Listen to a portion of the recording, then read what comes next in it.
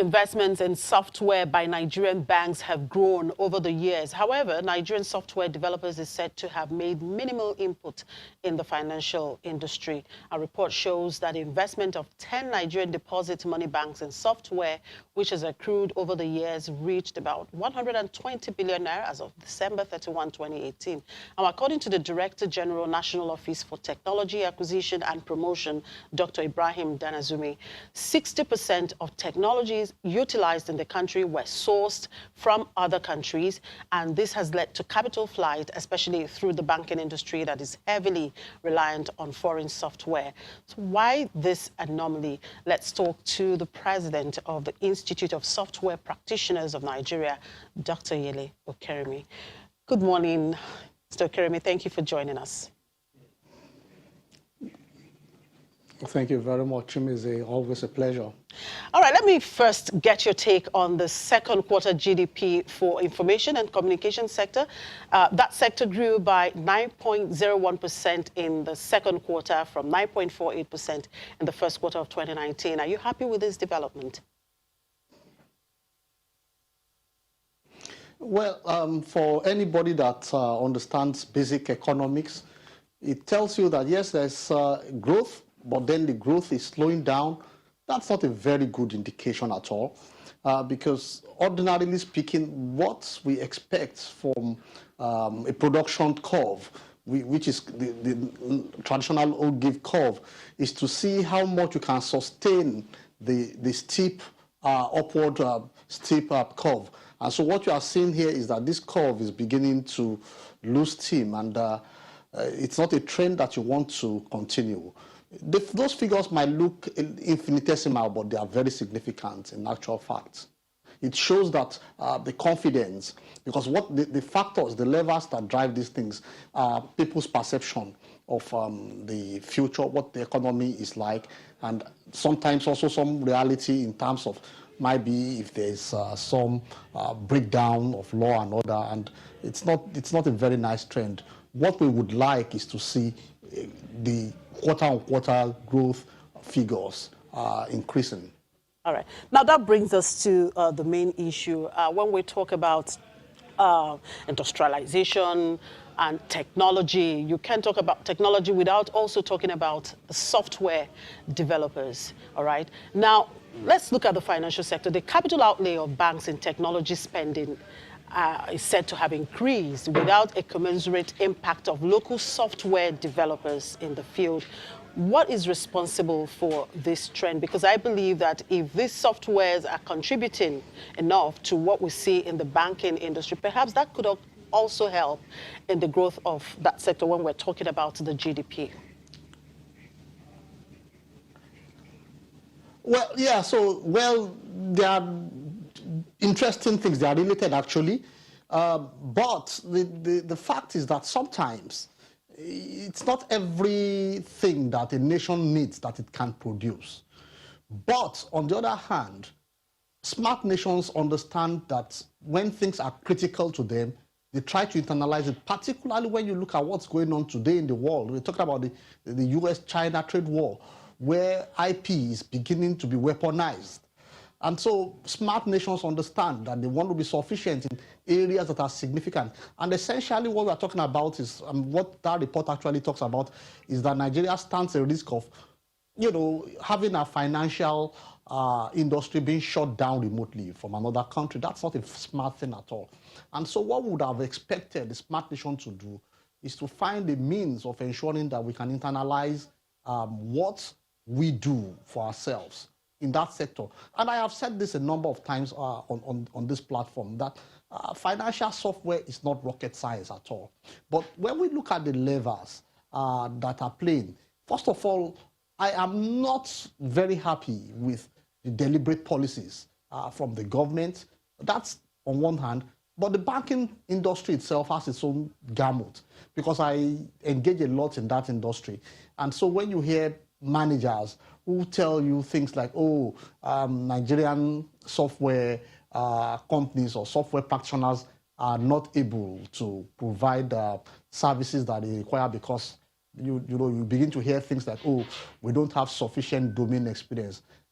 All that is not, it's not smart thinking. Because, I mean, so if you take a look at a very simple example, why you have a child born, and then why do we send children to school? When they are born, they don't have the skill, they don't have competencies. But by the time you send them to school, you expect them to have competencies. And indeed, when they come out of school, they begin to have competencies. The same thing happens in industry.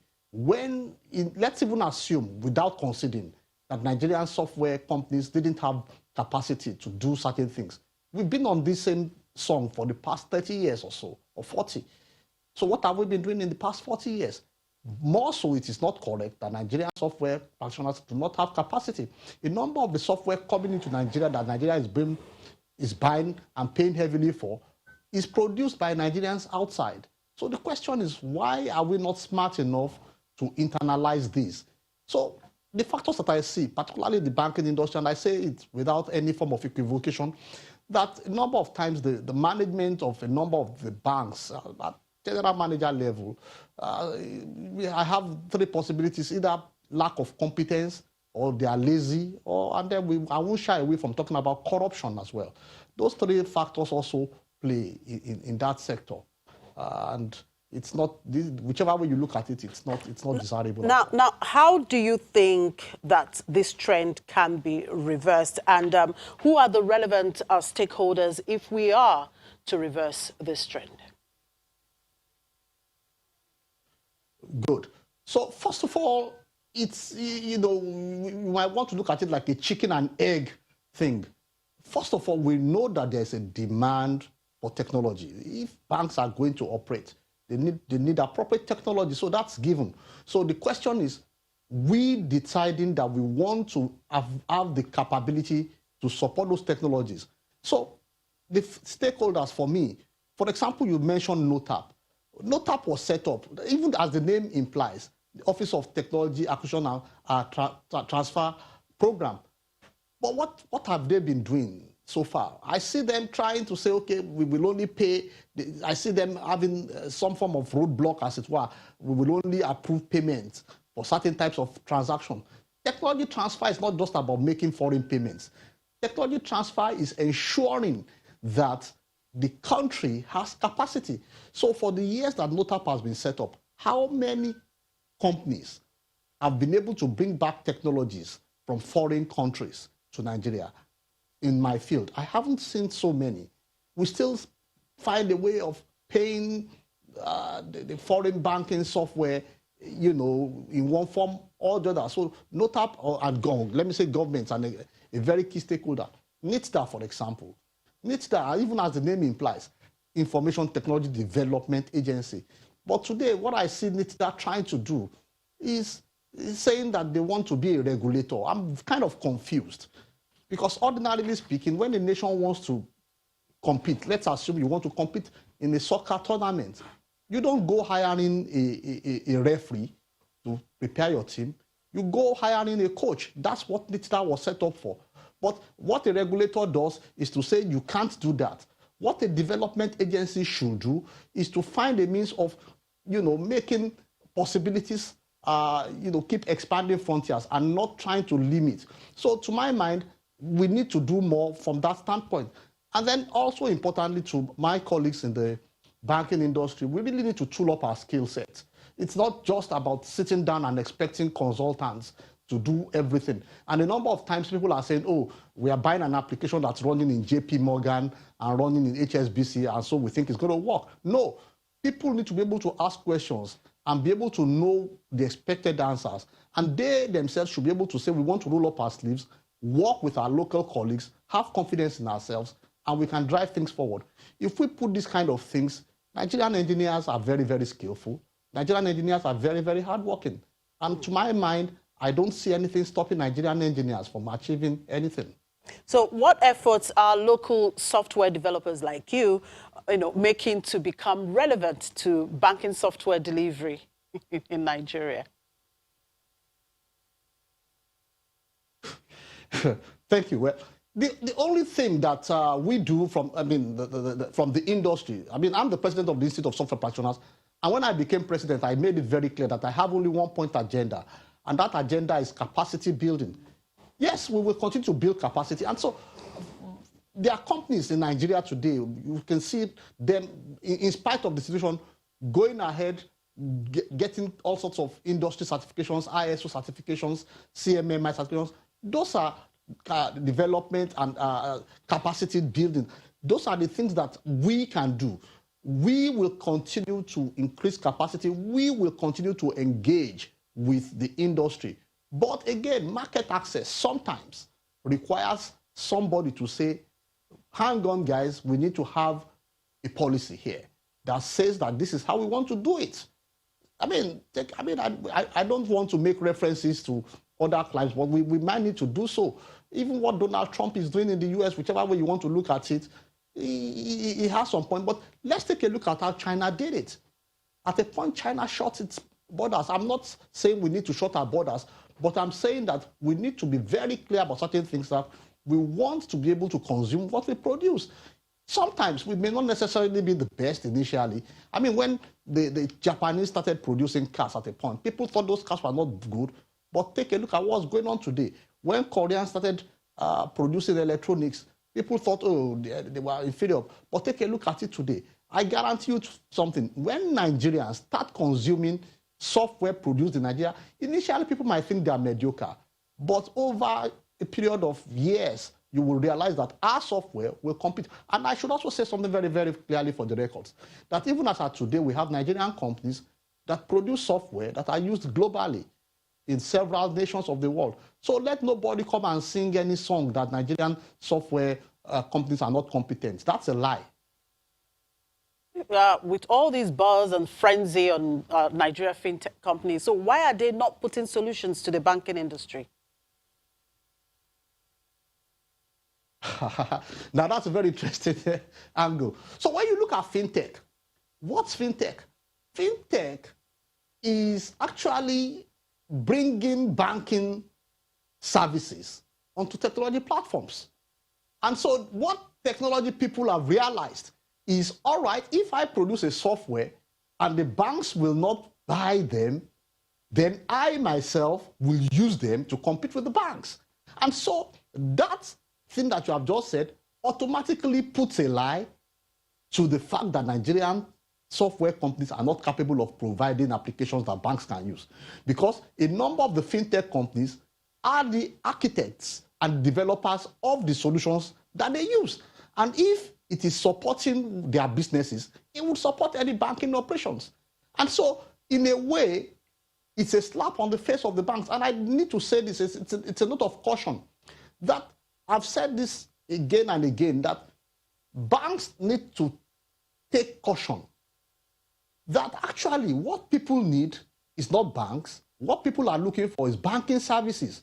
And people will look for banking services wherever it works for them. And so what's going to happen, and it's already happening, is that fintechs, as time goes by, will begin to have more incursions into areas that we used to think are exclusively for banks. And so the answer to your question is that, hey, fintech is a very strong attestation that Nigerian software engineers and software architects are competent to do banking things. All right, Dr. Kerimi, just before I let you go, what kind of policy now should government be putting in place that will encourage the development of technological capacity and empower more Nigerians for software development? Well, I think it's very simple. If I were to give a simple advice, it's a simple thing that Nigerian government needs to ensure that we promote a situation where we consume what we produce and we stimulate the consumption of what we would consume. Let me explain it to you. Take, for example, there was a time Nigeria had the project, the Bonga project, which was the deep oil exploration thing. Do you realize that at that particular point in time, Nigeria was importing artisans like welders from overseas? The question is, were we not aware that we were going to have that project about 5 years before? If we were aware that we were going to have that project 5 years before, what stopped us from training people? So what I'm saying here is that what government needs to do is to be an icebreaker, to say, okay, let's identify areas where Nigeria spends heavily on financial technology. We will encourage people, software companies, to produce applications in that area that will be able to match what we have. And we can have incentives to the banks. So first of all, I mean, there are many ways to do this. We set up these kind of things, and then the companies begin to develop, we begin to benchmark, and this is standard. Many countries in the world have done the same thing.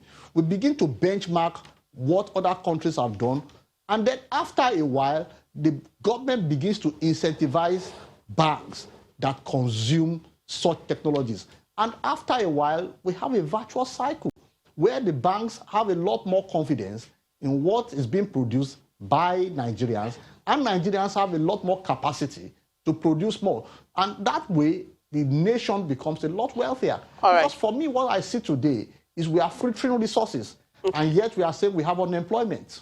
All right, thank you, Dr. Yele Okeremi. Let's just hope we get it right eventually. Thank you for your time. We've been talking to Dr. Yele Okeremi. He is the president of the Institute of Software Practitioners of Nigeria.